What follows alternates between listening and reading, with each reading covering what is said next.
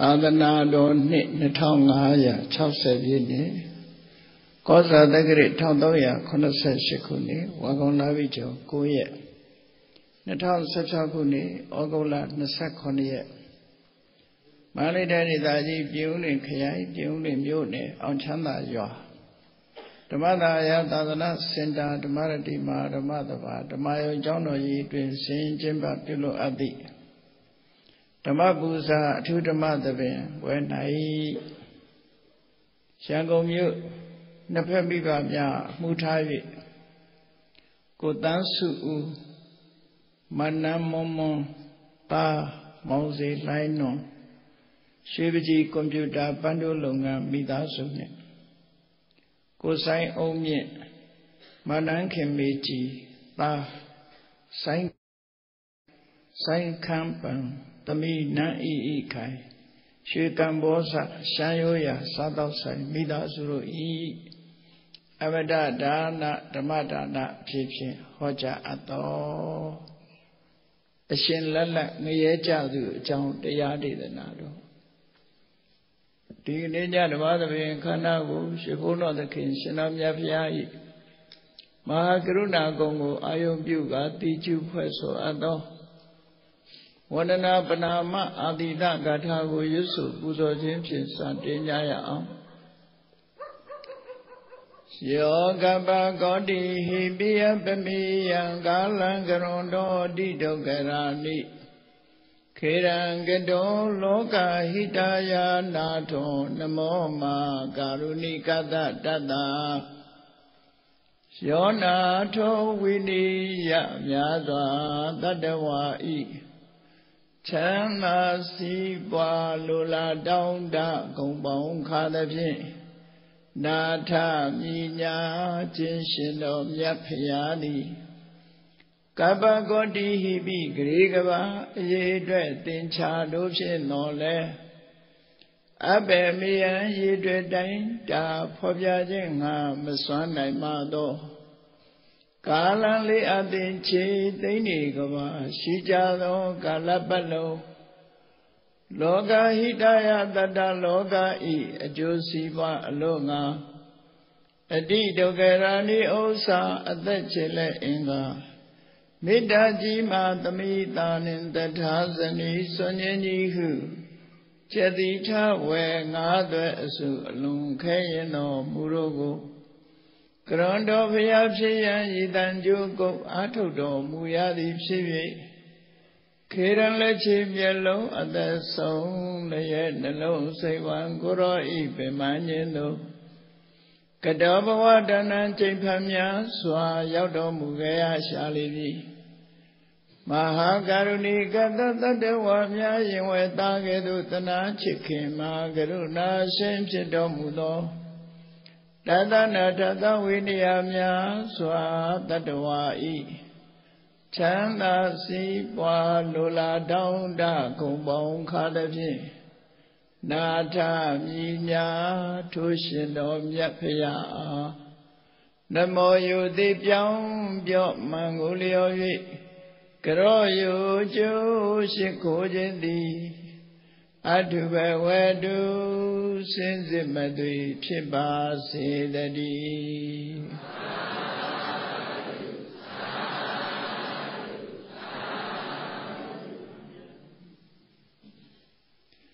အရှင်လက်လက်ငရဲကြသူလောကမှာထူးထူးခြားခြားအရာများဟာတခါတရံမှာဖြစ်ပေါ်လာတတ်တယ်အမြဲတမ်းတော့ဖြစ်တာမဟုတ်ဘူးအဲ့ဒီထူးထူးခြားခြားဖြစ်ပေါ်လာတဲ့အခါမှာလူတွေဟာမယုံကြည်နိုင်လောက်အောင်ဖြစ်တတ်တယ်ပေါ့ဒီကနေ့ခေတ်မှာလည်းပဲရှိမှာမယုံကြည်နိုင်လောက်တဲ့အဖြစ်အပျက်တွေဆိုတာရှိလာတတ်တယ်ရသော်ဘုရားဟောကြားတဲ့950ဇတ်တော်တွေထဲမှာကြည့်လိုက်လို့ရှင်အရှင်လက်လက်ငရဲကြသူလို့ဆိုနိုင်တဲ့ပုဂ္ဂိုလ်တူတွေ့ရသလိုပဲအရှင်လက်လက်နတ်ပြည်ရောက်သွားတဲ့ပုဂ္ဂိုလ်တွေလည်းရှိတယ်ပေါ့အဲ့ဒါတွေဟာခဏခေတ်အမြင်နဲ့ပြောမယ်ဆိုရင်တော့မဖြစ်နိုင်ဘူးလို့ငြင်းကောင်းငြင်းနိုင်လိမ့်မယ်သို့တော့လက်တွေ့ပြနိုင်တာတော့မဟုတ်ဘူး စာထဲမှာမှတ်တမ်းတင်ထားတာမှတ်တမ်းတင်ထားတာဟာယမယံခါဒီမရှိဘဲနဲ့ဒီပုံပြင်သဘောမျိုးပြောတာမျိုးတော့မဟုတ်ဘူးလောကမှာထူးထူးခြားခြားယမယံခါဖြစ်လာတတ်တယ်ဆိုတာခဏခေတ်မှာလည်းမယုံကြည်နိုင်လောက်တဲ့အချက်တွေရှိခဏခေတ်ပေါ်ရေးထားတဲ့ထဲမှာပဲတချို့လူတွေဟာမိန်မောသွားတဲ့အချိန်မှာငရဲရောက်သွားတဲ့လူတွေရှိတယ်ရဲ့အတော်ကြာမိန်မောပြီးတော့ပြန်ပြီးတော့တတိလဲလာတဲ့အခါမှာနော်ပြန်ပြီးတတိလဲလာတဲ့အခါမှာသူပြန်ပြောပြတာလေသူဟာပဲရောက်ခဲ့တယ်ဆိုတာကိုပြန်ပြောပြတယ်ဇလန်းလေးတွေရှိတယ်ပေါ့အဲ့ဒီလိုမှတ်တမ်းလေးတွေရှိတာကိုထောက်မယ်ဆိုလို့ရှိရင်တော့ဒီအရှင်လက်လက်ငရဲကြတယ်ဆိုတာလေမရှိဘူးလို့မပြောနိုင်ဘူးဘာကြောင့်လဲလို့ဆိုရင်အရှင်လက်လက်နတ်ပြည်ရောက်သွားတဲ့ပုဂ္ဂိုလ်တွေကိုလည်း950မှာဖော်ပြထားတာရှိတယ်သို့တော့လူသားတယောက်ကနတ်ပြည်ရောက်သွားလို့နတ်ဖြစ်သွားတာတော့မဟုတ်ဘူးလူသားဟာလူသားပဲဒါကတော့ဒီတက်ရှိတရားတွေတူအနေနဲ့ခဏခေတ်မှာဆိုလို့ရှိရင်အရှိကျွန်းနောက်ကျွန်းတောင်ကျွန်းမြောက်ကျွန်းလို့ပြောနိုင်တဲ့ကျွန်းကြီး၄ကျွန်းဆိုတာအဲ့ဒီကျွန်းကြီး၄ကျွန်းကိုဒီကနေ့ခေတ်အယူဆပြောမယ်ဆိုလို့ရှိရင်ဂျပန်နိုင်ငံကိုအရှိကျွန်းလို့ယူဆပြီးတော့အမေရိကန်တို့ကိုနောက်ကျွန်းလို့ယူဆအိန္ဒိယနဲ့ဒီဘက်နိုင်ငံတွေကိုတောင်ကျွန်းလို့ယူဆပြီးတော့ဟိုးမြောက်ပိုင်းက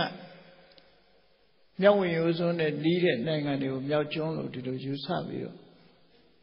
ရှားတွေးသမျှပြောကြရေးကြတဲ့စာတွေလည်းရှိတယ်ပေါ့နော်အဲ့တော့လူပြည်ဆိုတာမြင့်မို့တောင်ခပန်းမှာရှိပြောမယ်ဆိုရင်စာပေအရပြောကြမယ်ဆိုလို့ရှိရင်မြင့်မို့တောင်ဆိုတာဒီကဘာမြေကြီးတစ်ခုလုံးမှာအမြင့်ဆုံးနေရာကိုမြင့်မို့တောင်လို့အဲ့တော့မြင့်မို့တောင်ကြီးရဲ့ခပန်းမှာလူပြည်ဟာရှိတယ်လို့ဆိုတယ်မြင့်မို့တောင်ထိပ်မှာနတ်ပြည်ရှိပြီးတော့မြင့်မို့တောင်ရဲ့အောက်ခြေပင်လယ်ထဲမှာအတုရနတ်ပုံရှိတယ်လို့သူတို့ဆိုတယ်တရားဝါရီရဲ့အသက်ရှင်တည်နေမှုဆိုတာလွန်ထူးခြားတယ်ထူးဆန်းတယ်ဒီနေ့ခေတ်တည်းမဲ့ UFO ဆိုပြီးတော့နော် unknown flying object ဆိုရယ် UFO unknown flying object ဆိုမြင်တဲ့လူတွေကမြင်လိုက်ကြတယ်သို့တော်လည်းခဏအထိအတိပြုတာတော့မရှိဘူးပေါ့နော်ပကံပြားပြန်ဆိုပြီးတော့ပြောနေကြတယ်အဲ့တော့လောကကြီးကထူးဆန်းတာတွေတော့အများကြီးရှိတာပဲအများကြီးရှိတဲ့ထဲမှာ950ဇတ်တိထဲမှာဖတ်ကြည့်လိုက်မယ်ဆိုရင်အရှင်လက်လက်ငရဲကျသွားတဲ့လူတယောက်ရဲ့ဇာလံကတော့တော်တော်ထူးဆန်းတယ်သူဟာအချိန်ကြာကြာငရဲဒုက္ခခံရပြီးနောက်ဆုံးတော့လေငရဲမှာဆက်ပြီးတော့သေဆုံးသွားတာတော့ဖြစ်တယ်ပေါ့အရှင်လက်လက်ငရဲရောက်တာသူတယောက်တည်းနေမကဘူးနောက်တစ်ဦးလည်းရှိသေးတယ်အဲ့တော့လောကကြီးဟာအဖြစ်အမတန်မှထူးခြားတယ်လို့မယုံကြည်နိုင်လောက်တဲ့ဖြစ်ပျက်တွေဟာရှိလာခဲ့အဲ့တော့ဒီနေရာမှာလူသားတစ်ယောက်ဟာနတ်ပြည်ရောက်သွားပြီဆိုလို့ရှိရင်နတ်ပြည်ကယာတိဥရုနဲ့လူပြည်ကယာတိဥရုတူညီမှုမရှိဘူးတူညီမှုမရှိတော့လဲသူတို့လုပ်ခဲ့တဲ့ကံစွမ်းအားတွေဆိုတာရှိတယ်ကံစွမ်းအားရှိသည့်အတွက်ကြောင့်ဆရာယာတိဥရုနဲ့တင့်တော်တဲ့အချိုးကျနော်ယာတိဥရုနဲ့မျှတပြီးကြာရှည်စွာနေသွားနိုင်တဲ့အနေအထားမျိုးတွေလည်းဖြစ်လာလူသားတွေမှာနတ်ပြည်မှာတော်တော်ကြာအောင်နေတဲ့လူသားတယောက်အကြောင်းကိုတော့မန္တာတုဆိုတဲ့စကြဝဠာမင်းကြီးလို့ပြောတာအဲ့ဒီမန္တာတုဆိုတဲ့စကြဝဠာမင်းကြီးဟာလူရဲ့တက်တန်းအသင်္ချေထိအောင်ရှည်ကြတယ်အဲ့ဒီခေတ်ကာလမှာလူပြည်မှာလူတွေရဲ့ကောင်းကောင်းအာယုချမ်းသာတွေနဲ့တင့်တယ်ရောက်ရဲခြင်းမရှိသည့်အတွက်ကြောင့်သူဟာနတ်ပြည်ကိုတက်သွားတယ်နတ်ပြည်တက်သွားတော့ သူ့ရဲ့ဘုံရှင်ကံရှင်ကြောင့်တရားမင်းကြီးကခရီးကျူတယ်အဲ့တော့နတ်ဆိုပေမဲ့လို့နတ်တွေဟာလူတွေကိုလေးစားတယ်ဆိုတာလည်းပဲစာပေထဲမှာရှိတယ်တရားမင်းကြီးကဥယျာဉ်ထွက်တော့မယ်ဝေဇယန္တာယထာကြီးပေါ်တက်တော့မယ်ဆိုရင်လူပြည်ဘက်ကိုလှည့်ပြီးလက်ဟုတ်ချီတယ်သူကလေးစားတယ်ပေါ့လူတွေကိုလေးစားတယ်လူတွေကသာနတ်ရှိခိုးတယ်နတ်ကအဲ့ဒီမှာလူပြန်ရှိခိုးဘာကြောင့်လေးစားတာတော့ဘသူ့ကိုရှိခိုးတာတော့လို့မေးတဲ့အခါယေကဟတ္ထပုံညကရာသီလဝန္တောဥပဒကဓမ္မေနဒါရံပောတင်တိတေနမတ္တာမိမာဒလိမာဒလိနတ်သားရဲ့အမေကိုတရားမင်းကြီးကဖြေတာမိသားစုဘဝမှာနေပြီးတော့ကုသိုလ်ကောင်းမှုတွေလုပ်နေကြတယ်တဲ့တရားသဖြင့်ရှာကြံပြီးတော့မိသားစုကိုကျွေးမွေးနေကြသီလရှိတယ်ဘုရားတရားသံဃာယရဏသုံးပါးကိုစိတ်ကကိုးကွယ်တယ်အဲ့ဒီဥပဒကာတွေကိုငါလည်းအုပ်ချတာလို့နော်အဲ့ဒါတွေလည်းပဲမှတ်တမ်းထဲမှာရှိနေတော့မဟုတ်ပဲနဲ့တော့ဒါတွေကရေးထားတာမရှိဘူးမဟုတ်ဘူးနော်ဒီကတော်ထဲမှာဒီလိုမှတ်တမ်းထဲမှာရေးထားတယ်လူသားတွေရဲ့အစစ်မြင့်မှုကိုရေးထားတယ်အဲ့မှာမန္တတုဆိုတဲ့စကြဝဠာမင်းကြီးဟာတတန်းကလည်းလွန်ရှည်တော့နတ်ပြည်ရောက်သွားပြီနတ်ပြည်ရောက်သွားတဲ့အခါသူ့ရဲ့ပုံပန်းတဏ္ဍအခြေအနေတွေဟာလည်းပဲပြောင်းလဲကောင်းပြောင်းလဲသွားနိုင်တယ်ပေါ့သူကတတန်းအလွန်ရှည်သည့်အတွက်ကြောင့်သူနတ်ပြည်မှာနေတဲ့အချိန်တရားမင်းကြီးကခေဥကျိုးဆိုကြပြီးတာဝရိဏနတ်ပြည်ကိုတဝက်စီခွဲအုပ်တယ်လို့ဆိုတယ်အဲ့ဒီခွဲအုပ်တာကိုသူကအဲ့ဒီလိုအုပ်ချုပ်နေတဲ့အချိန်မှာတရားပေါင်း36ယောက်သိဆုံးသွားခဲ့ပြီနော်သူကမသိသေးဘူးအဲ့လိုတက်တန်းရှည်တဲ့ဘဝမျိုးလည်းရှိတတ်တယ်အေးလူတွေကထူးခြားလာပြီဆိုလို့ရှိရင်နတ်တွေတဲ့သားအဲ့ဒီလိုတရားပေါင်း36ယောက်သိဆုံးသည့်အထိသူကမသိပဲနဲ့နောက်ဆုံးမှသူလောဘကိုအရှိန်မတတ်နိုင်သူနဲ့ပူးတွဲပြီးတော့အုပ်တဲ့တရားစီကသူကအာနာသိမ့်မှုစိတ်ကူးလာအဲ့ဒီမှာသူ့အမားပဲတာဝရိဏနတ်ပြည်ကိုသူတယောက်တည်းအုပ်ချုပ်ခြင်းနဲ့ဟိုကလည်းကံနဲ့နတ်အစ်စ်အဲ့ဒီမှာသူ့ရဲ့ဒေါသအကုသိုလ်ကလောဘအကြောင်းပြုပြီးတော့ဒေါသနတ်ပြည်ကိုတူတဲ့အုပ်ချုပ်ခြင်းတာဆိုတာလောဘတရားမင်းလက်ရှိအုပ်ချုပ်နေတဲ့တရားမင်းကိုရှင်းပြချင်တာကဒေါသလောဘဒေါသဆိုတဲ့အကုသိုလ်ကသူ့ကိုကြိုးပေးလိုက်တာချက်ချင်းဘုံတကိုးတွေရောကြပြီးလူပြပြန်ရောက်သွားတယ်အဲ့ဒီမှာပဲသူဟာသိဆုံးသွားတယ်ဒီလိုဆိုတယ်ဒါမန္တာတုဆိုစကြဝဠာမင်းကြီးဟာလူပြည်ကနေပြီးနတ်ပြည်ရောက်ပြီးတော့အုပ်ချုပ်သွားတယ်ဆိုတာမှတ်တမ်းရှိတယ်ပေါ့အဲ့ဒါလိုပဲခုတ်တိလဆိုတဲ့စောင်းသမားဟာဖះလောင်းပဲစောင်းပညာအထွတ်ထိပ်ရောက်အောင်တတ်ထားတော့တပည့်လို့သူကစိန်ခေါ်တော့စိတ်ညစ်တယ်ပေါ့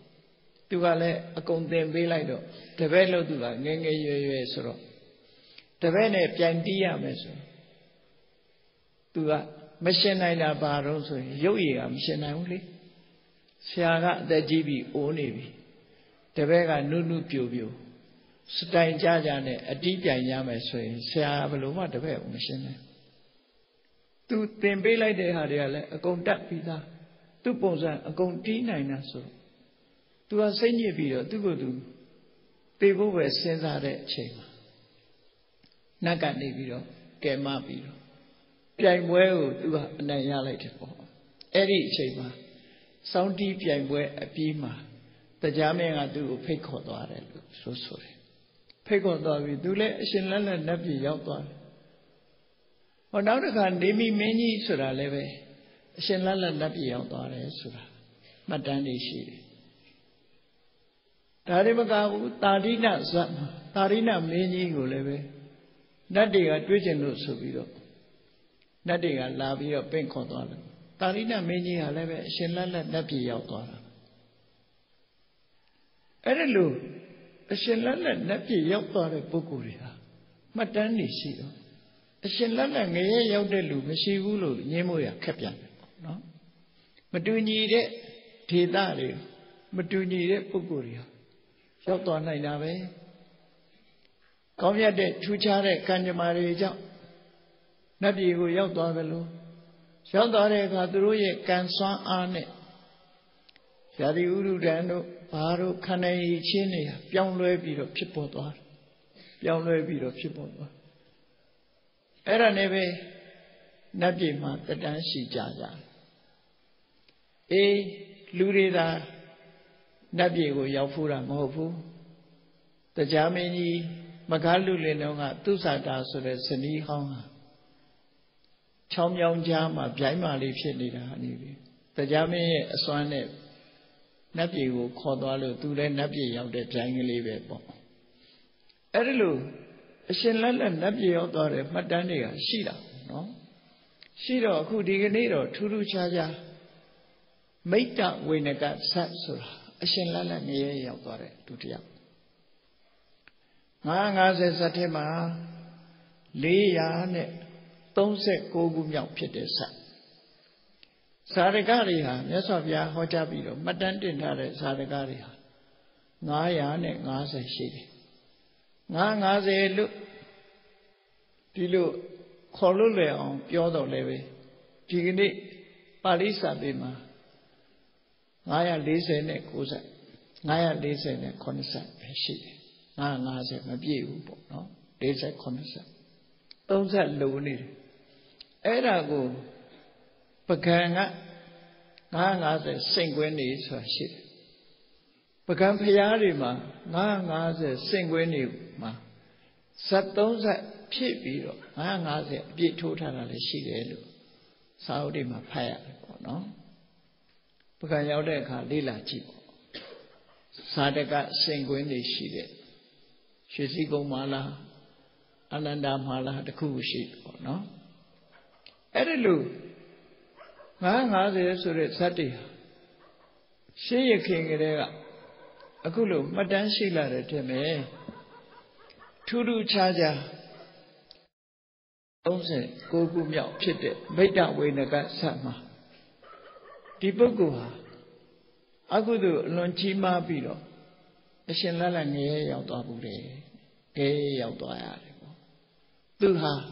မိဘစကားကိုနားမထောင်နဲ့ဆိုခက်တဲ့လူငယ်တယောက်ပဲကဲသူဇတ်လန်းလေးကိုစပြီးတော့ကြည့်အောင်ဒီဇတ်လန်းဖြစ်ပေါ်လာတာဂေါတမဗုဒ္ဓရဲ့လက်ထက်မှာတော့မဟုတ်ဘူးကသဗ္ဗဘုရားရဲ့လက်ထက်ကကသဗ္ဗဘုရားပွင့်နေတဲ့အချိန်ဗာရာဏသီပြည်မှာဂရေ80ကျော်သွားတဲ့တထေးကြီးရှိတယ်အဲ့ဒီတထေးကြီးမှာသားတူထွန်းကားတယ်ဒီသားလေးကိုမိတ္တဝိနကလို့နာမည်ပေးထားအဲ့ဒီဗာရာဏသီကတထေးကြီးနဲ့တထေးကတော်ကြီးတို့ဟာဖရာတရားကိုကြီးညိုလို့ကသဗ္ဗဘုရားကိုကိုးကွယ်စိတ်ကပ်တဲ့ဥပဒကလေးဖြစ်ပြီးနောက်ဆုံးမှာဘုရားတရားတော်ကိုနာပြီးတော့သောတပန်ပုဂ္ဂိုလ်တွေဖြစ်ကြမိဘတွေကအလွန်ကောင်းတယ်သောတပန်ဖြစ်နေကြအဲ့ဒီအချိန်မှာလူတွေရဲ့တက်တန်းကိုကြည့်လိုက်မယ်ဆိုရင်အနှစ်2000တန်းလို့ခေါ်တယ်အသက်2000ထိအောင်ရှိအဲ့တော့အသက်2000တန်းမှာတက်တန်းရှိပြီမဲ့လို့လူတွေရဲ့စိတ်ဓာတ်ဇယိုက်ဝါဒနာဆိုတာပြောလို့မရဘူးနော်ဆုတ်ကပ်မှဆိုးလာတယ်လို့လည်းပြောလို့မရဘူးဥယျာဉ်များလာတာလို့တော့ပြောလို့ရတယ်ပေါ့နော်ဆုတ်ကပ်မှဆိုးလာတယ်လူဆိုတာလူပဲဘယ်ခေတ်ကလူပဲဖြစ်ဖြစ်အဆိုးနဲ့အကောင်းနှမျိုးရှိကြတာတက်တန်းရှိတဲ့လူတွေမှာလည်းလူဆိုးကတော့ရှိတာတက်တန်းတူမှလူဆိုးတွေရှိတာမဟုတ်ဘူးသို့တော့တက်တန်းတူတဲ့အချိန်မှာလူဆိုးဥယျာဉ်ကရာခိုင်နှုန်းများလာတာလို့တော့ပြောလို့ရတယ်နော်အရင်တော့ကအလွန်နှဲပါတယ်အခုတဖြည်းဖြည်းရာခိုင်နှုန်းတိုးတက်များပြားလာတယ်လို့တော့ဆိုလို့ရတယ်ကသဗ္ဗဘုရားပွင့်နေတဲ့အချိန်အသက်2000တန်းရှိတဲ့အချိန်မှာတောင်မှပဲမိတ္တဝိနကဆိုတဲ့လူငယ်ဟာမိဘစကားကိုနားထောင်တရားတရားမရှိဘူးကိုချင်းသီလနဲ့မပြည့်စုံလူငယ်လူရယ်ပြီးပြောနေတယ်မိဘပြောတဲ့စကားလုံးဝနားထောင်အဲ့ဒါလို့ချစ်ကန်ကန်နေတဲ့လူငယ်တယောက်နောက်ဆုံးမှာဖခင်တထေးကြီးမျက်ွယ်ပြုတ်သွားတဲ့အခါ တထေးတော်ကြီးတူတယ်ပဲချမ်းဆုံးမတယ်တထေးတော်ကြီးကအမေဆိုတာဒီအဖေတဲ့သားသမီးတွေကိုပိုချစ်တတ်တယ်ပေါ့ရေပုံရအားဖြင့်ပြောမှာဆိုပိုချစ်တတ်တယ်ပိုချစ်တတ်သားသမီးတွေကလည်းပဲအမေနဲ့အဖေဆိုရင်အဖေကိုနည်းနည်းကြောက်တယ်အမေကြတဲကမိဂယုမဆိုင်ချင်ဘူးအဲ့တော့ဒီမိတ္တဝေဒကဆိုရကောင်အမေပြောတာလုံးဝနားမထောင်အမေကတော့သူ့အဖေမရှိတဲ့နောက်သူ့သားလေးကိုလိမ္မာစေချင်တာပေါ့ဒါထုံးစံပဲလူဆိုတာဒီတိုင်းပဲကိုသားလေးလိမ္မာစေချင်တယ်ငါသားရဲ့ကြောင်းသွားပါဘုရားကြောင်းသွားပြီးတရားနာပါအလှူဒါနတွေလုပ်ပါသီလတွေဆောက်တည်ပါတရားဓမ္မနာပါလိမ့်လိမ့်ပါမှနေစမ်းပါနဲ့နားချနားမထောင်နားမထောင်တော့မှဘလောက်ပြောတာတော့ဆိုခင်ဗျားကြီးပါဇက်ပိတ်ထားမပြောနဲ့ကြိုက်တယ်လို့နေမယ်ဆိုတဲ့ပုံစံမျိုးပြန်တယ်အဲ့ဒီအပြောမျိုးကိုဘုန်းကြီးတို့တခါတော့ကမိရထားနဲ့ခရီးသွားနေတဲ့အချိန်မိရထားနဲ့ခရီးသွားနေတော့ဘူတာလေးတစ်ခုဂျာဘူတာတစ်ခုမှာမိရထားရက်တဲ့အခါမှာစင်စင်ရဲ့လောက်ကင်စားတော့ပြီးဈေးရောက်နေတဲ့သားမိနှစ်ဦးအမေနဲ့သမီးနဲ့စကားများနေတဲ့သဘောရှိတယ်ဘုန်းကြီးတို့ရက်တဲ့တွဲနဲ့သွားပြီးတော့အံချက်ပန်ကြနော်အံချက်ပန်ကြဆုံးသူ့အမေကဘာပြောတယ်တော့မသိဘူးမကြားလိုက်ဘူးခတ်တိုးတိုးဆိုတော့အဲ့တော့သမီးလှုပ်တဲ့ပုဂ္ဂိုလ်မျက်စောင်းထိုးပြီးတော့ရှားမရှိနဲ့တော်လှုပ်စားတာတော်လှုပ်တာကိုစားတာမဟုတ်ဘူးတော်လှုပ်စားနေတာမဟုတ်ဘူးကိုယ့်အကိုရှားစားတာရှားမရှိနဲ့ပါဇက်ပိတ်အဲ့တော့အမေလှုပ်တဲ့ပုဂ္ဂိုလ်ကိုကလေးထိုင်နေတာကိုမြင်ခဲ့ရတယ်စိတ်မကောင်းစရာဒါခဏိခေနော်ခဏိခေတော့မရှိဘူးလို့ပြောလို့မရဘူးလေအမေပြန်អော်တာတွေအများကြီးရှိတာပဲပြန်អော်ရုံနဲ့မကဘူးခုဆိုလို့ရှိရင်ဒုက္ခပေးတာတွေထီအောင်ရှိတာအခုမိတ္တဝိနကကလည်းပဲကတ္တဗဘုရားလက်ထက်မှာအဲ့ဒီလိုအမေပြန်អော်တဲ့အစားထဲမှာပါတယ်ဘာမှလာမပြောနဲ့အကြချင်ဘူးသူ့အမေပါစက်ပိတ်တော့အောင်ပြောတယ်အမေကတော့မလျှော့ဘူးငါသားရဲ့ဒီနေ့ဥပုပ်နေ့မင်းကြောင်းသွားလိုက်ပါမင်းကြောင်းသွားလို့ရှိရင်ငါဝေ1000ပေးပါမယ်ငါသားကြောင်းသွားလိုက်ဟောငွေ1000ပေးမယ်ဆိုတော့သူဟာခေါင်းငိမ့်တယ်အဲ့ဒါကြတော့ငွေရချင်တာကိုခေါင်းငိမ့်ပြီးတော့ကြောင်းသွားတယ်သူ့မိကတော့ဩကြောင်းရောက်သွားရင်တော့ငါသားလိမ္မာသွားမှာပဲစိတ်တွေပြောင်းသွားမှာပဲသူထင်အေးကြောင်းသွားပြီးတော့တနေရာမှာတရားသာမကြားရမယ့်နေရာသွားပြီးတယောက်တည်းအဲ့ဒီမှာအိပ်ပြီးတော့မနေ့မိုးလင်းတော့ပြန်လာခဲ့တယ်ရှင်းတော့ကဥပုသ်ဆောင်နေဆိုတာဟာကြောင်းသွားပြီးတော့တညလုံးနေကြမနေ့မိုးလင်းမှပြန်လာမနေ့မိုးလင်းတော့ပြန်လာသူ့မိကတော့ဆွန်နေဟင်းနေချက်ထားတယ်ငါသားလိမ္မာလာည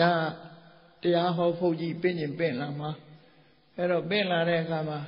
ဆွန့်ကပ်เสียရှိအောင်ဆိုပြီးတော့အမေကကြိုတင်ပြင်ဆင်ချက်ပြုတ်ထားဟိုလဲရောက်ရောသူတယောက်တည်းပေါက်လာတာနဲ့ဘယ်နဲ့လဲငါသားတရားလေးနာပြီးတရားဟောတဲ့ကိုတော့မပင့်ခဲ့ဘူးလားဘာလို့ဖို့လဲပေါ့ခါတိုင်းပြောနေကြအတိုင်းပြောပြီးခမည်းကြီးငွေ1000ပေးမယ်ပေးငွေပေးပါမယ်မင်းစားလိုက်ပါအောင်ညာဥပုသ်ဆောင်ထားတာစားနေမရဘူးငွေယူပြီးမှစားငွေ1000တော့ကိုသူ့ရှေ့မှာချပေးပြီးတော့ကဲစားဟောဒီမှာငွေ1000အဲ့ဒီကျမှမင်းသားစားတဲ့ငွေ1000ရတဲ့အခါသူကစီးပွားရေးသမားစီးပွားရေးလည်းရှားချင်တာငွေ1000ကိုအရင်နှီးလုပ်ပြီးတော့စီးပွားလုပ်တယ်မကြခင်မဲ့သူက30လောက်ရသွားတယ်အမြတ်စီးပွားအရှာတော့အကောင်းသားပဲငွေ1000ကိုအရင်နှီးပြုတ်ပြီးရှာလိုက်တော့မကြခင်မဲ့30ရသွားအဲ့ဒါသူကအားတက်သွားသူ့မိရဖြစ်တယ်ငါသားရဲ့ဒီအိမ်မှာရှိတဲ့ပစ္စည်းတွေကမင်းပစ္စည်းပဲဘာလို့ရှာနေမှာလဲမရှာနဲ့မင်းလူကျင်တာလူကျောင်းသွားသီလစောင့်တည်တရားဓမ္မနာအဲ့ဒီအလုပ်ပဲလုပ်ပါမင်းစီးပွားမရှာချင်ပါနဲ့လို့ပြောမရဘူး Shamabe. With the innocent of Yala, to Balole. Dinanga Siwashara, the Pubiro.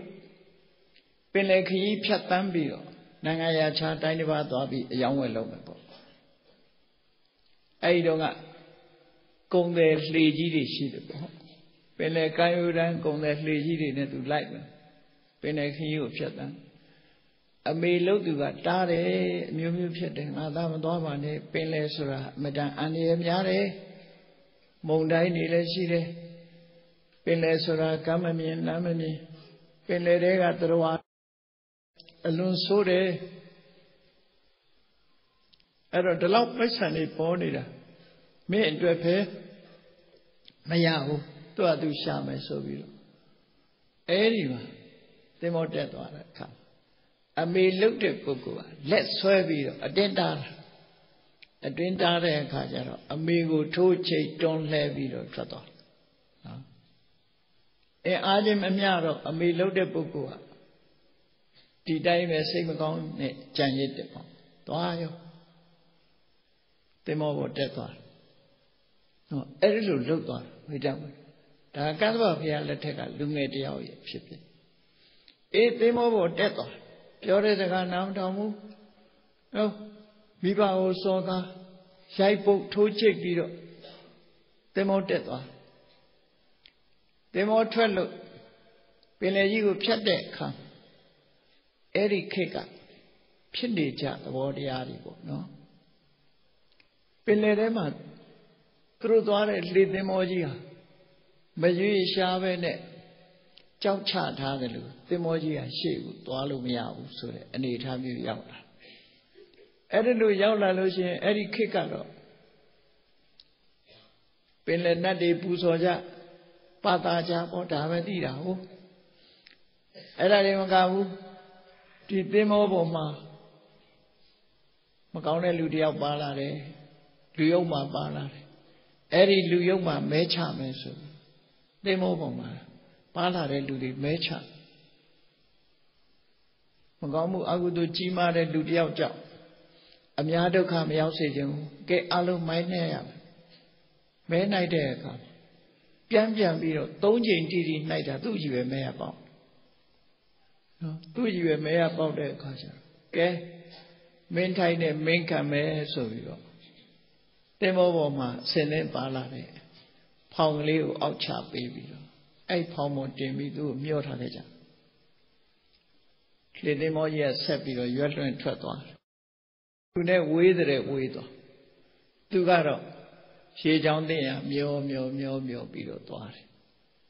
Now, Soma Peneresura, Johnny, Johnson lady, she take.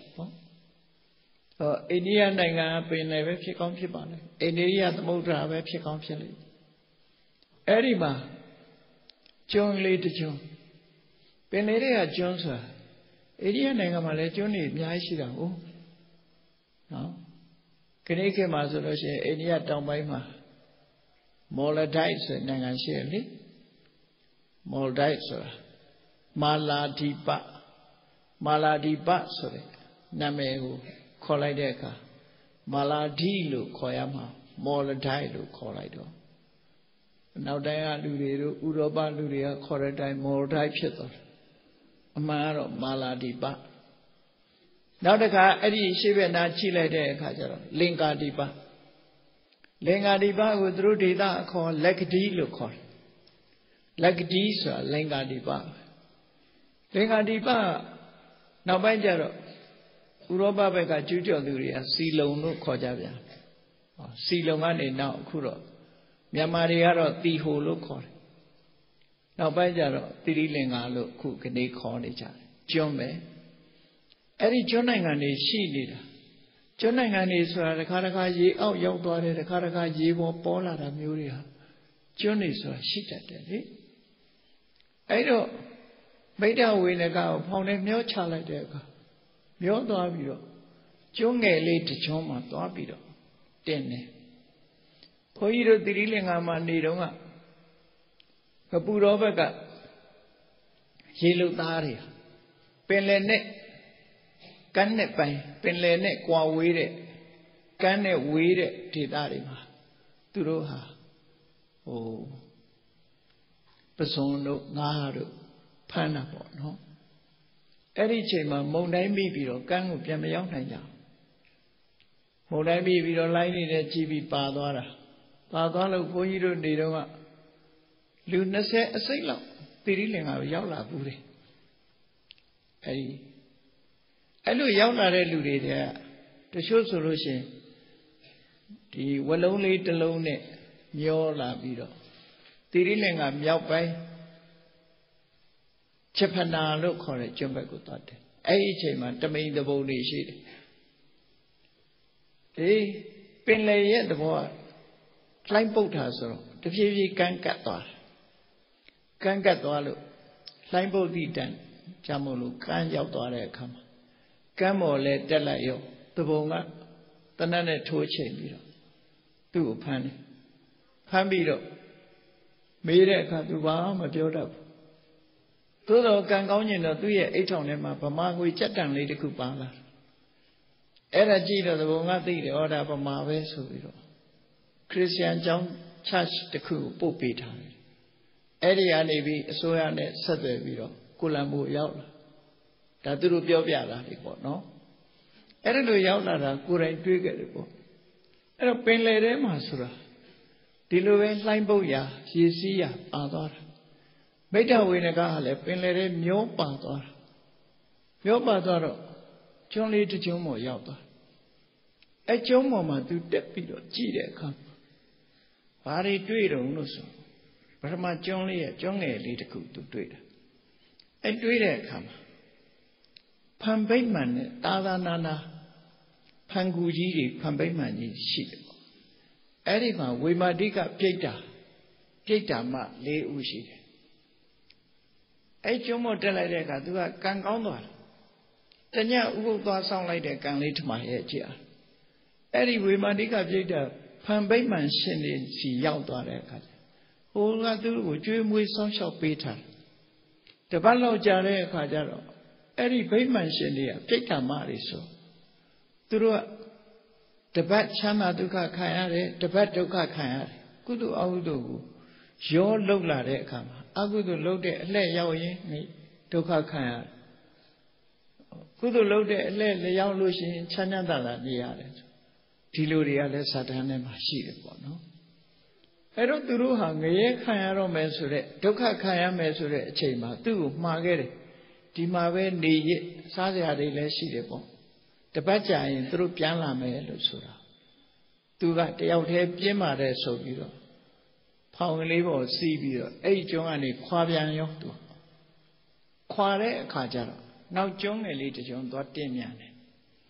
Eri Judia John Livo, Dotinia Kajaro.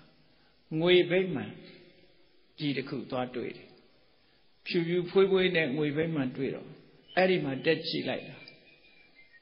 We might dig up Jada she out she at each other. And the road do some shall be tabby or Jum with her. The road leve tones are me. Duka Kayame lay out of the road, Arlo shells alone trapped on it, do the out head giant. Sabi demand nevu, Majagavi met to have a nevu. No? To say them at 10 Navarama lay on it, who she also. That's not that love. She said, indeed, a calm my value so. Lobaga chichi laughable. Your linja chili, Don. Titora Lulubo, no? Najatorunga, daily boat. The thing long told like that, the Yamam Pauto. Eran the thing long go to it. Eran Lovas or a chichi la that. Do I dread like that? Eran she yoga, Kitra Dore Kama. Do her. She said below. Pauline Miovian. Tadia John the Ku Yauda. Edima. Premiani. Premiane Pide. Bayman the Ku Yauda. Edima Jaro. Pitama. We Madiga Pitama. Such how you see. The Roa Social Taro. Edima do Chanyanda at the Penny. At the road truck or Dore Chema. Do the out here and need over the Seppi Key Trapian. Now, Strota, John Yaude Kaja, Shui Bateman, တွေ့ပြန်အဲ့ဒီမှာ32ယောက်ရှိတယ်ရွှေဘိမှန်ကြီးနဲ့သူတို့ဟာလည်းပဲချမ်းသာခံစားတဲ့အလှဲ့မှာချမ်းချမ်းသာသာနေရတော့လဲဆင်းရဲဒုက္ခခံစားတဲ့အလှဲ့ရောက်လို့ရှိရင်ဒုက္ခရောက်ကြပြန်တယ်ပေါ့အဲ့ဒီအချိန်မှာသူတယောက်တည်းသူဟာနေရတာပြင်းတယ်ဆိုပြီးတော့32ယောက်ရှိတဲ့ရွှေဘိမှန်ကြီးကိုစွန့်ခွာပြီးတော့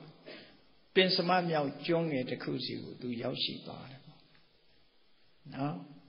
လောဘရဲ့ဒုက္ခပြဿနာလည်းပါတယ်အမေစကားနားမထောင်တာရဲ့အကုသိုလ်အလုပ်တွေလုပ်ခဲ့တာသောတပန်ဖြစ်တဲ့မိဘကိုစော်ကားခဲ့တာနော်မိဘကိုစော်ကားတယ်ဆိုတဲ့နေရာမှာအမေကသီလရှိလေလေပို့ပြီးတော့အပြစ်ဒဏ်သင့်လေလေအမေကတော့အမေဆိုတဲ့ဂုဏ်ကတော့မစော်ကားရဘူးပေါ့အပြစ်ကတော့ရှိတာကြီးပဲသို့တော့အမေကကိုချင်းသီလကောင်းလို့ရှိရင်ပိုးခံရကြောက်တုံးကိုခေါင်းနဲ့တိုက်လို့ရှိရင်ကြောက်တုံးမာရင်မာသလောက်သူ့မှာဒဏ်ရာချက်ပြင်းမှာပေါ့မိဘကသီလရှိလေလေသူတို့မှခံရလေလေပြစ်မှားတဲ့ပြစ်ဒဏ်သူဟာသူ့ရဲ့အမေကကျင်နာတဲ့သောတပန်ဖရာတရားတန်ခါကိုးကွယ်တဲ့ဥပဒကမကြီးရဲ့အမေဖြစ်တာကတကြောင်သောတပန်ဖြစ်တာတကြောင်ဒီလိုပုဂ္ဂိုလ်မျိုးကိုစော်ကားခဲ့သည့်အတွက်ကြောင့်သူဟာဒုက္ခရောက်ဖို့ဖြစ်လာတယ်ပေါ့နော်ဆက်ပြီးတော့ဖောင်ကလေးနဲ့သူမျောလိုက်တယ်ဥပုသ်ဆောင်ခဲ့တဲ့အကျိုးလေးတွေတော့သူခံစားရတယ်ကုန်ပြီအဲ့ဒါတွေအားလုံး32ယောက်နဲ့တွေ့ပြီးတဲ့နောက်မှာသူအကုသိုလ်ကုသိုလ်တရားတွေကကုန်သွားပြီကုန်သွားတဲ့အခါမျောလင်းချက်ကြီးနဲ့ပင်စမမြောက်ကျွန်းလေးပေါ်ရောက်သွားတယ်တက်လိုက်တယ်ကျွန်းပေါ်တက်ကြည့်တော့သူ့မျက်စိထဲမှာဘာတွေ့တော့ဆိုတတိုင်းနေနဲ့ကာယံထားပြီးတော့ဝင်ပေါက်၄ပေါက်ရှိတဲ့မြို့ကြီးကိုသွားတွေ့တယ်ဟာတဲ့ဟုတ်ပါလားပေါ့နော်ဒီလိုကျွန်းပေါ်မှာမြို့တွေ့ပြီအဲ့ဒီမြို့ကိုငါဘယင်လုံးရရင်ကောင်းမှာစိတ်ကူးကနော်ငါဘယင်လုံးမယ်ဒီကျွန်းကလူတွေကအဘောရိချင်းနေပြီးတော့ကျွန်းနေလူသားတွေဆိုလူရိုင်းနေဖြစ်လိမ့်မယ်ငါတက်ပြီးတော့ဘယင်လုံးမယ်ပေါ့စိတ်ကူးနဲ့အဲ့လိုတက်သွားပြီးတော့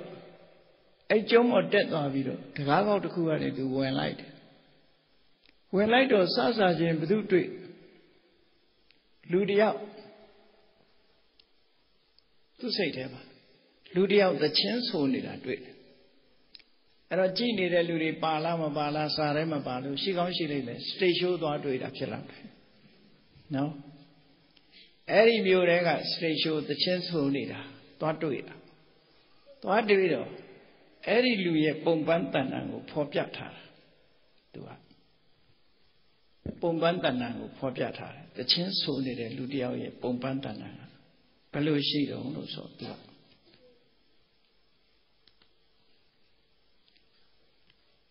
ခေါင်းပေါ်မှာကြာပန်းကြီးပန်ထားတယ်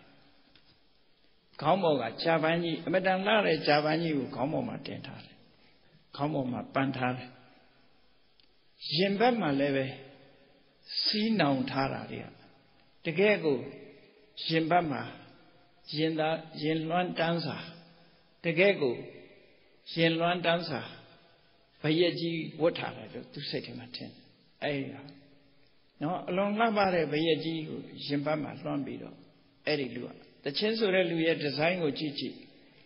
ခေါင်းပေါ်ကကြာပွင့်ကြီးရင်ဘတ်ကြတော့ဒီရင်လွှမ်းတန်းစာအဲ့ဒါကြီးကိုဝတ်ဆင်ထားတယ်နောက်လူကိုကြည့်လိုက်တဲ့အခါမျက်နှာကြည့်လိုက်တဲ့အခါကျတော့စန္ဒကုနန္တာတွေလင်းချထားတာခုခေတ်မိတ်ကတ်တွေတဲ့လှနော်အဲ့ဒါတွေလိမ့်ချထားတယ်သူဟာตายရတဲ့အတန်နဲ့တချင်းဆိုနေတယ်သူစိတ်ထဲမှာအဲ့လိုမြို့ထဲလေဝင်လိုက်ဟာဒီမြို့ကတဲဟုတ်ပါလားနော်အဆိုတော်ခေါင်းပေါ်မှာလည်းပဲအလွန်လှတဲ့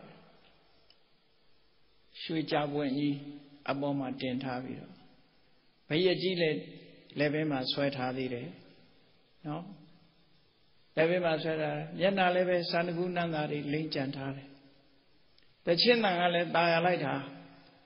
နော်ပြီးတော့တချင်းဆိုနေတဲ့အချိန်မှာအဲ့ဒီလူကငြိမ်ငြိမ်လေးဆိုနေတာမဟုတ်ဘူးခုံပေါက်ပြီးဆိုနေတာအဲ့ဒါကြည့်တော့လေစတိတ်ရှိုးမှာဟိုပြေးလိုက်ဒီပြေးလိုက်ဆိုနေတဲ့ပုံစံနဲ့တူတာပေါ့နော်အကလေးတစ်ခုကပြီးတော့ဆိုနေတဲ့ပုံစံမျိုးတချင်းကလည်းဟဲ့ပေါ်တချင်းလားမသိဘူးအဲ့ဒါလို့တချင်းဆိုနေတဲ့အချိန်လေးမှာသူဝင်သွားလိုက်တာဟာတဲ့ဟုတ်ပါလားဆိုအဲ့ဒီလူတချင်းဆိုတဲ့နာသွားပြီးတော့ငေးမောပြီးတော့ကြည့်တချင်းတစ်ပုတ်ပြီးသွားတဲ့အခါမှာသူကပြောတယ်ဟဲ့လူခမည်းခေါင်းပေါ်မှာပန်းနေတဲ့ဂျာပန်ကြီးကျုပ်ပေးပါလားကျုပ်လည်းခမည်းလို့ပြောချင်တယ်ပေါ့ဒီမြို့မှာပျော်ပျော်လေးနေချင်ဟိုလူကမျက်လုံးပြူးသွားတယ်တကယ်တော့သူရောက်နေတာဟာသူမျက်စိလဲဥဒ္ဒရငရဲဆိုတဲ့ငရဲမြို့ကိုရောက်တယ်နော်ဟိုလူကတကယ်ကဂျာပန်မဟုတ်ဘူးသူမျက်စိထဲမှာဂျာပန်လို့ထင်တာခေါင်းပေါ်မှာတင်နှုံးဆက်ကြီးကခေါင်းပေါ်မှာမျက်ဖြတ်ဆက်ကြီးလိုပဲလဲနေတယ်ခေါင်းကိုရိတ်ဖြတ်နေတယ်အရည်တွေကနေပြီးတော့ရိတ်ဖြတ်ပြီးအရည်တွေပါဖြတ်ရုံထွက်လို့မရအောင်လည်းပဲဒီချီနှောင်ထားတာတွေကိုသူကတကယ်ကိုရှင်လွမ်းတန်းစာကြီးဘရက်ကြီးဆင်ထားတယ်လို့သူစိတ်ထဲမှာမြင်နေတယ်ဟိုကအမလေးအလိုလေးလို့ငိုးနေတာကိုသူကတချင်းတန်လို့ထင်တယ်တကယ်ကတော့အမလေးအလိုလေးနဲ့ဒုက္ခရောက်လို့ခုံပေါက်နေတာကိုသူကအကလို့ထင်နေပြန်နော်မျက်စိကမှားသွားပြီသူမြင်တဲ့မြင်ကွင်းဟာတကယ်ငရဲဖြစ်ငရဲခံနေရတဲ့လူတော့မြင်တာသို့တော်သူ့ရဲ့မျက်စိထဲမှာဆိုလို့ရှိရင်အိုးခေါင်းကသွေးတွေစီးကြပြီးတော့မျက်နှာလေးတာစန္ဒကုနန္တာတွေလိမ့်ထားတယ်လို့သူကထင်တာမှန်သွေးရဲရဲမျက်နှာပြင်မှာသွေးရဲရဲလူးနေတာအမလေးအလိုလေးအော်ပြီးငိုကြွေးနေတာကိုပဲသူကတချင်းတန်လို့အောင်မိတယ်အဲ့ဒါလို့အခြေအနေရောက်ပြီးတော့သူကတကယ်ချင်းမင်းကောင်းဖို့တားလိုက်တာငါပေးပါလားဆိုတော့ဟိုလူကသူ့ကိုစိုက်ကြည့်ပြီဟဲ့လူဒါဂျာပန်မဟုတ်ဘူးဂျာပန်မဟုတ်ဘူးဒါတင်နှုံးဆက်ကြီးမပေးမင်းမပေးချင်လို့ငါ့ကိုလိန်ပြောနေတာပါမပေးချင်လို့မင်းကလိန်ပြောတာမဟုတ်လားငါမြင်သားပဲဂျာပန်ကြီးပဲလှဆိုတော့ငရဲခံနေရတဲ့ဟိုငရဲသားအစ်စ်ကဘလို့တွေးမိတော့ဆိုရင်ဒီကောင်လဲငါလို့ဆိုးတဲ့ကောင်ဖြစ်တော့တယ်နော်ငါတော့လွတ်ချိန်တမ်းမိနဲ့တူတယ်ဆိုပြီးမင်းဒီလောက်လိုချင်ရော့ဆိုပြီးတော့ခေါင်းပေါ်ကပုံမှန်ဆိုရင် तू ဖြုတ်လို့မရဘူး तू လွတ်ချိန်ချမ်းလို့ပြုတ်သွားတယ်ခေါင်းပေါ်မှာလှမ်းပြီးတော့ကင်လိုက်တဲ့အချိန်မှာတင်လုံးဆက်ကြီးကအလွယ်တကူလက်ထဲပါလာတော့ရော့ဆိုပြီးတော့ခေါင်းပေါ်တင်ပေးတယ်နော်ခေါင်းပေါ်လဲရောက်တင်လုံးဆက်ကလဲပါလေရောအဲ့ဒီကြတော့မှအမလေးလူလေးဟိုကောင်းပဲရောက်သွားတော့ဆိုမရှိတော့ဘူးပျောက်သွားပြီအဲ့ဒီကြတော့မှသူဟာစတိတ်ရှိုးကြည့်နေတာမဟုတ်ဘူးဆိုတာကိုသဘောပေါက်သွားတယ်နော်အရှင်လက်ငရဲရောက်သွားတယ်ဆိုတာအဲ့ဒီဟာကိုပြောတယ်အဲ့ဒါလိုမိတ္တဝိနကပင်စမမြောက်ကျွန်းငယ်လေးတစ်ခုပေါ်မှာငရဲဒုက္ခကိုသူဟာခံစားနေရတယ်ပေါ့အဲ့ဒီအချိန်လေးမှာဘယ်သူမှလည်းမရှိတော့ဘူးသူတယောက်တည်းပဲအော်ဟစ်ညည်းညူနေတယ်အားလုံးဟာသူ့မြင်ကွင်းထဲကပျောက်သွားပြီဟိုလူလည်းပျောက်သွားပြီငရဲသားပျောက်သွားပြီအဲ့တော့မှငရဲမှန်းသိပြီးတော့သူဟာအလုံးကိုကြောက်ရွံ့တဲ့ဆင်းရဲဒုက္ခကြီးနဲ့သူဟာရုံးထွက်လို့မရအောင်အနေထားတစ်ခုရောက်လာတယ်အဲ့ဒီအချိန်မှာအဲ့ဒီကျွန်းပေါ်မှာငရဲတွေဒေသတွေကိုလှည့်လည်ပြီးတော့ကြည့်တယ်ရုပ်ကစိုးနတ်ကြီးဟာရှိတယ်သူ့ခြံရံနေတဲ့သူကအဲ့ဒီရုပ်ကစိုးနတ်ကြီးကအဲ့ဒီကျွန်းပေါ်လာပြီးတော့လှည့်ပြီးတော့ကြည့်ဒါတရားဝါတွေကို လူသားတွေကလှဲကြည့်တယ်လို့နေမှာပေါ့နော်ငရဲခံရတဲ့တရားတွေကတော့ဒုက္ခရောက်တာပေါ့နတ်ကတော့သူအကုသိုလ်မှမရှိတာအဲ့တော့သူကလှက်ပတ်ကြည့်တော့အဲ့နတ်ကြီးမြင်တဲ့အခါမှာသူကမေးတယ်သူမေးတာမေးခွန်းလေးကဘာမေးတော့ဆိုစတုဒ္ဒဝရမိထနကရအာယတန္တလပကရတကားလေးပေါက်ရှိပြီးတော့မြေကလည်းပဲတန်လိုမာကြောတဲ့မြေတတိုင်းတွေကလည်းပဲအမြင့်ကြီးတွေခတ်ထားတယ်ဩရုဒ္ဓပฏิရုဒ္ဓောသမိကိမ္ပပံပကတမယတကားလေးပေါက်နဲ့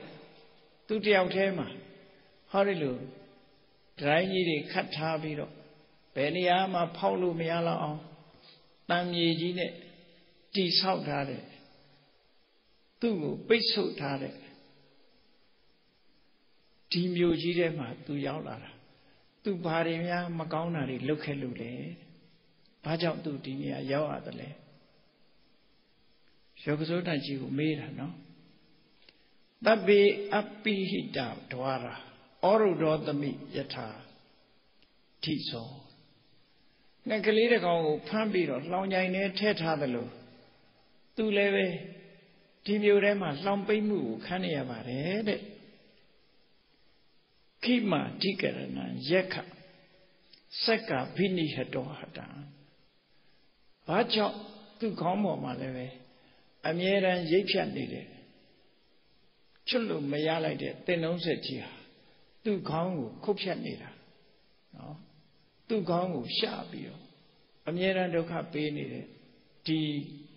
သင်္နှုံးဆက်ကြီးဟာသူ့ခေါင်းပေါ်မှာဘာကြောင့်လဲနေရသလဲအဲ့ဒီရှုပ်ကစုံတန်ကြီးကိုမေးလိုက်တဲ့အခါကျတော့ရှုပ်ကစုံတန်ကြီးကပြောတယ်သူကြည့်ပြီးတော့လတ္တတတသဟတာနိအတိရေကာနိဝိတတိအနုကမ္မကာနညာတိနံဝဆနံသမ္မနဂရိသူ့ကိုကျင်နာတဲ့အခေါ်လေးနဲ့ခေါ်တာအဆွေတော်ဟာလေငွေ3သိန်းရတော့ငွေ320ရတဲ့အချိန်တုန်းကအကျိုးစီးပွားကိုလိုလားတဲ့အမေရဲ့စကားကိုနားမထောင်ခဲ့ဘူးတဲ့နတ်ကြီးပြောတာနားမထောင်ခဲ့ဘူးတဲ့အမေကမလုပ်ပါနဲ့ဆိုတော့ဆိုလို့တယ်ဝေ30ရတာနဲ့ကျင့်တတ်ခိုင်းတာမကျင့်တတ်ဘူးတဲ့နော်အဲ့ဒီစကားကိုမလိုက်နာခဲ့ဘူးတဲ့နောက်တစ်ခါလင်္ကိသမုဒ္ဒံပက္ခန္တိပင်လယ်ခီးကြီးကိုသွားပြန်တယ်တဲ့သွားတဲ့အခါမှာဤသာဂရံအပ္ပတိတ်တိကပင်လယ်ခီးဆိုတာအလွန်အန္တရာယ်ကြီးပြောင်းတယ်အလွန်အန္တရာယ်ကြီးများတယ်အဲ့ဒီပင်လယ်ခီးကြီးကိုဖြတ်တန်းသွားတဲ့အချိန်မှာပထမကျွန်းငယ်လေးရောက်တော့ကဝေမာနိကပြိတ္တာမှာ၄ယောက်နဲ့တွေ့တယ်တခါဆက်ပြီးသွားတဲ့အခါဝေမာနိကပြိတ္တာမှာဒုတိယကျွန်းမှာ၈ယောက်နဲ့တွေ့တယ်အဲ့ဒီကနေနောက်တတိယကျွန်းပေါ်ရောက်တဲ့အခါကျ16ယောက်နဲ့တွေ့တယ်စတုတ္ထကျွန်းပေါ်ရောက်တဲ့အခါမှာ32ယောက်နဲ့တွေ့တယ်အတိစ္ဆာစက္ကမာသရောအဲ့ဒီနာမှာမင်းကျေနပ်တဲ့နေပေါ့မကျေနပ်ဘူးရှေ့ဆက်ပြီးတော့မင်းထွက်လာခဲ့တယ်ထွက်လာခဲ့တာဟာအိစ္ဆာဟတတပောတတစက္ကံဗမတိမတ္တကေမင်းရဲ့လောဘဟာအလွန်ကြီးမားတယ်ပေါ့တွေ့တာတွေကောင်းတွေတွေ့ရတဲ့နဲ့အဲ့ဒီနာတွေကျေနပ်ပြီးနေရမှာမနေဘူးတဲ့လောဘကြီးလွန်းသည့်အတွက်ကြောင့်လောဘနောက်လိုက်ပြီးတော့တွေ့လို့တွေ့ညာနဲ့ရှေ့ဆက်သွားလိုက်တဲ့အခါမှာဒီငရဲမျိုးကိုမင်းရောက်လာတာပဲဖြစ်တယ်။နေကြုံပြီးမင်းရောက်လာခဲ့တာ။တကယ်ကတော့ तू သွားတာဟာလောဘကြောင့်ကြီးမဟုတ်ဘူးအကုသိုလ်ကတွန်းပေးနေတယ်။အဲ့ဒီကိုမရောက်ရအောင်သွားခိုင်းနေတဲ့သဘောပေါ့နော်။အဲ့ဒါလို့ဥပရိဝိတာလာဒုက္ပူရာအိစ္ဆာဝိတတဂာမိနီနတ်ကြီးကသူ့ကိုတရားဟောတာ လောဘဆိုတာဘယ်တော့မှမပြည့်ဘူးกว่าမင်းမှတ်ထားမင်းလူချင်းနေဦးမှာပဲဥပရိဝိတာလာလောဘဆိုတာအကိုင်းတွေအခက်တွေနဲ့နော်တစ်ခုရရင်နောက်တစ်ခုလိုချင်ပြန်နောက်တစ်ခုရနောက်တစ်ခုလိုချင်ပြန်လိုချင်လို့ဘယ်တော့မှမဆုံးဘူးတဲ့ဒုက္ပူရာပြည့်ဖို့ခက်တယ်လောဘဆိုတာဘယ်တော့မှအလိုမပြည့်ဘူးအိဆာဝိတ္တကာမိတဖြည်းဖြည်းပြန့်သွားလောဘရဲ့သဘောပြန့်သွားဘယ်ဟာဖြင့်တော်လောက်ပြီဘယ်ဟာဖြင့်တော်လောက်ပြီလို့မရှိဘူးတဲ့လိုချင်နေမှာအေးအဲ့ဒါလို့လောဘဟာကျဲပြန့်လာတယ်ယေသတံအနုကိသန္တိတေဟွန်တိစက္ကတာရိနောအဲ့ဒါလို့လိုချင်စရာတွေများလာလေလေလိုချင်စိတ်တွေနဲ့လောဘနောက်လိုက်လေလေအဲ့ဒီပုဂ္ဂိုလ်မျိုးခေါင်းပေါ်မှာဟောဒီလိုသင်္နှုံးဆက်ကရောက်လာတတ်တယ်ကွာမင်းခေါင်းပေါ်သင်္နှုံးဆက်ရောက်တာအဲ့ဒါမင်းလောဘကြီးလို့မင်းရောက်လာတာဘဟုဗန္တံအဝဟာယမက္ခံအပတိဝိခိယမင်းဟာဂရေ80ကျွယ်ဝတဲ့တထေးသားဖြစ်တယ်အဲ့ဒီစီစိန်ဥစ္စာတွေနဲ့မင်းနေနိုင်ရဲ့သားနဲ့ကုသိုလ်ကောင်းမှုတွေလုပ်ပြီးတော့နေနိုင်ရဲ့သားနဲ့အဲ့ဒီလောက်များပြားတဲ့ပစ္စည်းဥစ္စာတွေကိုမင်းစွန့်ပြီးတော့မစင်မကျင်တဲ့အန္တရာယ်များတဲ့ခရီးကိုမင်းထွက်ခဲ့တာဟုတ်နတ်ကြီးကလည်းတနာတယ်လေမင်းဒီမလာသေးဘူးတဲ့မလာတဲ့နေရာမင်းလာခဲ့တာဟုတ်တဲ့မေခံအပတိဝိခိယမင်းမစင်စားမစင်ញင်ပဲနဲ့ဒီခရီးကိုမင်းလာခဲ့တာအဲ့ဒီခရီးလျှောက်ခဲ့လို့ယေတံစေတံအသင်္ခတံတေဟွန်တိစက္ကတာရိအဲ့လိုမသွားတဲ့လမ်းတွေကိုမစင်မကျင်သွားထက်တဲ့ပုဂ္ဂိုလ်တွေခေါင်းပေါ်မှာဟောရလို့သင်္နှုံးဆက်ရောက်လာတတ်တယ်မင်းဟာမစင်ကျင်တာပဲမသွားတယ်ဘူးနောက်ဆုံးမှာဘာပြောလဲကမ္မံသမိခဝိပုလံစဘောကမင်းလုပ်ခဲ့တဲ့ဟာတွေကိုမင်းပြန်စဉ်းစားလိုက်တယ်မင်းအမေကိုတွန်းလှဲပြီးတော့ရိုက်ပုတ်ခဲ့တယ်မဟုတ်လားမင်းလုပ်ခဲ့တဲ့အကုသိုလ်တွေမင်းစဉ်းစားကြည့်ဟောအမေကိုမင်းစော်ကားခဲ့အမေကမင်းပေါ်မှာမေတ္တာတပြားသားမှမယုံဟိုမှာအားချင်းမမျှလို့ကြံရိပ်ရှာအမေကိုတွန်းထိုးရိုက်ပုတ်ပြီးတော့မင်းထွက်လာတာမဟုတ်လားကိုယ့်လောက်ရက်ကိုပြန်ကြည့်လိုက်တဲ့ဝိပုလံစဘောကမင်းတို့မိသားစုချမ်းသာကြွယ်ဝမှုတွေအများကြီးပဲအဲ့ဒါလေအိဋ္ဌံနတ်တေဝေအနတ္ထတံဟိတံမင်းဟာကောင်းကျိုးချမ်းသာကိုမဖြစ်နိုင်တဲ့ကောင်းကျိုးချမ်းသာကိုမပေးတဲ့လောဘကိုမင်းလက်ခံပြီးတော့နေတာကိုကရိယဝါကြံအနုကမ္ပကံတန္တာရိတံစက္ကံအကယ်၍သာမင်းကိုယ့်ပေါ်မှာအကျဉ်းတရားရှိတဲ့မိဘရဲ့စကားကိုနားထောင်မယ်ဆိုရင်မင်းခေါင်းပေါ်ဒီသင်္နှုံးဆက်မရောက်ပါဘူးကွာအခုတော့မင်းဘာမှမတတ်နိုင်တော့ဘူးတဲ့မင်းခေါင်းပေါ်သင်္နှုံးဆက်ရောက်နေပြီနော်ဘယ်လိုမှဖြုတ်လို့မရတော့ဘူးမင်းဒီအဆင့်ကြီးအောင်မင်းလှုပ်လာခဲ့တာကိုမင်းခေါင်းပေါ်သင်္နှုံးဆက်မင်းခေါင်းပေါ်မှာလွှမ်းမိုးနေတော့မှာပဲအဲ့ဒီလိုဝမ်းနဲ့ပတ်နဲ့နတ်ရုပ်ကစိုးနတ်ကြီးကပြောပြတဲ့အခါသူကပြန်မေးတယ်ကိဝသုရဏုမေယက္ခစက္ကံတိရတာထတတိဒါဖြင့်ဗျာကျွန်တော်ခေါင်းပေါ်မှာဒီသင်္နှုံးဆက်ကြီးကဘလောက်ကြာများရှိနေမှာတော့ဒီဆက်ကြီးကဘယ်နှစ်များကြာအောင်လဲနေမှာတော့တဲ့ဖြုတ်လို့လည်းမရဒုက္ခရောက်ဒီသင်္နှုံးဆက်ကြီးကခေါင်းပေါ်မှာဘယ်နှစ်ကြာအောင်လဲမှာတော့ကတိဝတ္တသဟတာနိတံမေအခါဟိပုစိတောနှစ်ပေါင်းဘလောက်ကြာလဲနေမယ်ဆိုတာခမည်းသိလောက်ပါတယ်ကျုပ်လုပ်ခဲ့တာတွေခမည်းအကုန်ပြောတာအမှန်ကြီးပဲအဲ့တော့ကျုပ်ခေါင်းပေါ်ဒီဆက်ကြီးကဘယ်နှစ်များလဲနေဦးမှာတော့စီလဲကုန်မှာမဟုတ်ဘူးမီးလဲပြက်မှာမဟုတ်ဘူးအဲ့ဒီဟာကနော်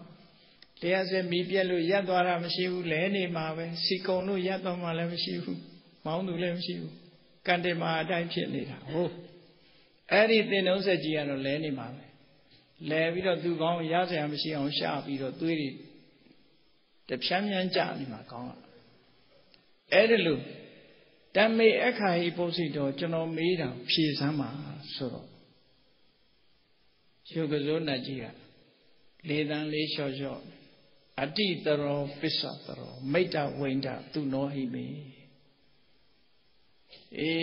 ငါတတိယသလောက်ပြောမယ်မင်းငါပြောတဲ့စကားသိချနာထောင်းတဲ့အတိတရောပစ္စတရောအရှိကြီးပါကွာနှစ်ပေါင်းအများကြီးမင်းခံအောင်ပါနော်ဘယ်နေ့ဘယ်ရက်မှပြီးမယ်ဆိုတာငါပြောနိုင်မှုတဲ့စက္ကန္တေတိရတိမာဝိတ္တနတ္တံစီဝံပမောခတိမင်းကောင်းပေါ်မှာစက်ကြီးကဘယ်တော့မှဖြုတ်မရပဲနဲ့ဒီတိုင်းပဲလဲပတ်နေအောင်မှာမင်းအသက်ရှင်နေသမျှတော့လွတ်ဖို့မစင်စားနဲ့တဲ့ဒီဒုက္ခမင်းခံရအောင်မယ်နတ္တိစီဝံပမောခတိတဲ့မင်းရှင်လျက်တော့ဘယ်တော့မှမလွတ်ဘူးသေရင်တော့လွတ်ကောင်းလွတ်မယ်ပေါ့အဲ့တော့အရှင်လက်လက်သူငရဲကြသွားတဲ့သဘောနတ္တိစီဝံပမောခတိအသက်ရှင်နေတော့မင်းလွတ်မှာမဟုတ်ဘူးတဲ့သေသွားရင်တော့မင်းလွတ်ကောင်းလွတ်လိမ့်မယ်အဲ့ဒါလို့ရှုကစိုးနတ်ကြီးကသူ့ကိုပြောဆိုသွားတဲ့အခါမိတ္တဝေနက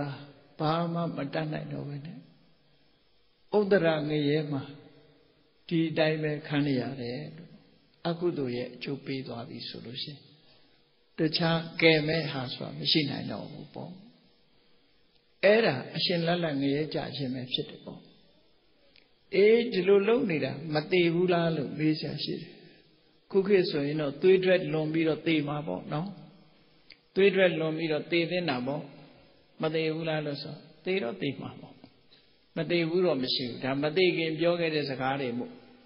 မကြခင်သွေးထွက်လွန်ပြီးတော့သူဟာသေမှာပဲသေသွားရင်လည်းအဲ့ဒီနေရာမှာထပ်ပြီးတော့ငရဲသားအဖြစ်ရောက်မှာပေါ့ဒါတွေကိုတော့စားထဲမှာမပြတော့ဘူးပေါ့မြတ်စွာဘုရားကဒီဇလမ်းမှာရှုကစိုးဖြစ်ကိုတွေ့ကြုံခဲ့တာကတော့ရှုကစိုးဘဝနဲ့မိတ္တဝေနကအကြောင်းကိုပြောပြခဲ့သူကတော့မြတ်စွာဘုရားငါကိုယ်တိုင်ဖြစ်ခဲ့တာတဲ့ဒါကြောင့်မို့တစင်ကြားပြောတာမဟုတ်ဘူးငါကိုယ်တိုင်တွေ့ခဲ့ပြီးတော့ပြောတာသာဖြစ်တယ်ပေါ့အခုမိတ္တဝေနကဆိုတာဟာဒီနေ့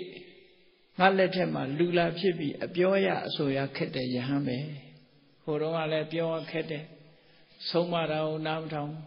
အခုလည်းဆုံးမရနားမထောင်ဘူးခေါင်းမာတယ်ဒါကြောင့်မို့လို့ခေါင်းပေါ်မှာသင်္နှုံးဆက်ရောက်လာတာဖြစ်တယ်လို့မြတ်စွာဘုရားအဆုံးမခက်တဲ့ယဟန်တစ်ပါးကိုအကြောင်းပြုပြီးတော့ဒီမိတ္တဝေနကဇတ်ကိုဟောကြားဆုံးမခြင်းဖြစ်ပါတယ်အဲ့တော့ဒီဇတ်မှာဒီအခုလို့အရှင်လက်လက်ငရဲကြသွားခြင်းဟာသူ့ရဲ့မိခင်ဟာတာမန်မိခင်မဟုတ်ဘူးသောတပန်ဓမ္မကိုကျင့်သီလရှိပြီးအကျဉ်းတရားကလည်းသူ့ပေါ်မှာအလွန်ကြီးမားတယ်ဒါကြောင့်မို့လို့ခေါင်းပေါ်သင်္နှုံးဆက်ရောက်လာသည့်ထိအောင်ဆိုးကျိုးတွေကိုသူခံရတာဖြစ်တယ်ဒါကြောင့်မို့တရားချစ်ခင်သူတော်စင်ပြိဿအပေါင်းတို့439ဇတ်မြောက်ဖြစ်တဲ့စတုဒ္ဒဝရဇတ်ဆရဲ့နာမည်ကစတုဒ္ဒဝရဇတ်စတုဒ္ဒဝရဇတ်မိတ္တဝေနကရဲ့ဘဝနဲ့သင်္ကန်းစာကိုမှတ်တမ်းတင်ပြီးတော့ဘဝဆိုတာလမ်းမတစ်ခုရောက်သွားပြီဆိုရင်ဒုက္ခမျိုးစုံနဲ့ကြုံတွေ့နိုင်တယ်ကြုံတွေ့ပြီဆိုတဲ့အချိန်မှာတော့အဖြေရှိမှာမဟုတ်ဘူးကြိတ်မိတ်ပြီးတော့ခံချရတာဖြစ်တယ်ဒါကြောင့်မလို့အချိန်မလွန်ခင်အမှားအယွင်းတွေကိုမလုပ်ဖဲရှောင်ရှားပြီးကောင်းမြတ်တဲ့လုပ်ငန်းတွေကိုလုပ်ချင်းဖြစ်လာတယ်ထိုကဲ့သို့သောအမှားအယွင်းမှားယွင်းတဲ့လမ်းကြောင်းကိုမလျှောက်ဖဲနဲ့မှန်ကန်တဲ့လမ်းကြောင်းဘက်ကနေပြီးတော့ရှောင်နိုင်မှသာလျှင်ချမ်းသာဒုက္ခတွေရပြီးဘဝခရီးဟာဖြောင်းတမ်းမှာဖြစ်တယ်လို့ကိုယ်စီမှတ်သားနာယူပြီးလိုက်နာကျင့်သုံးနိုင်ကြပါစေကုန်သတည်း